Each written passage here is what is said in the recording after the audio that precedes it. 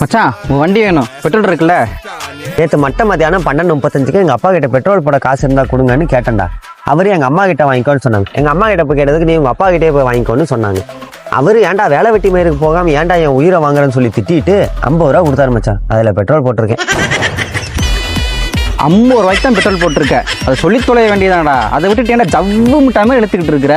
எனக்கு ஸ்டார்டிங்லேருந்து எண்டிங் வரைக்கும் சொன்னாதான் மச்சான் சாட்டிஸ்ஃபேக்ஷனாக இருக்கும். மச்சான் இன்னைக்கு எக்ஸாமுக்கு படிச்சிட்டல? எங்கடா படிக்கலான்னு புக் எடுத்தேன். பக்கத்து வீட்டு பையன். நான் அந்த லவடா நான் எல்லாம் கேட்கவே இல்லை. படிச்சுட்டியா படிக்கலையா அதை மட்டும் சொல்லு. அதைத்தாண்டா நானும் சொல்கிறேன். படிக்கலான்னு தான் புக் எடுத்தேன். அதுக்குள்ளே என் பக்கத்து வீட்டுக்காரன் பையன் வந்துட்டு அண்ணே வாங்க பக்கத்து ஏரியாவில் புதுசாக ஃபிகர் வந்துருக்கு, சைட் அடிக்க போகலான்னு கூப்பிட்டு போனான். அந்த புள்ள திரும்பிச்சு. முன்னாடி மூஞ்சியில் பார்த்தா இவ்வளோ முடி. என்னடா சொல்ற? அடா அது பொண்ணே இல்லடா, சினிமா ஃபைட் மாஸ்டர். லென்த்தாக முடி வச்சுட்டு சுற்றி இருக்காரு. இந்த பரதேசி பைய பின்னாடி மட்டும் பார்த்துட்டு ஃபிகரை நினச்சிட்டு வந்துட்டு ஏன் டைமை வேஸ்ட் பண்ணிட்டான்டா. டே படிக்கலன்னா படிக்கலன்னு சொல்லித்தோடா, வேலையே முடிஞ்சுடா. அதை விட்டுட்டு ஏன்டா படத்தை ஓட்டுற? காது ரத்தமே வந்துடும் போலடா. மச்சான் அந்த பொண்ணை பாரு.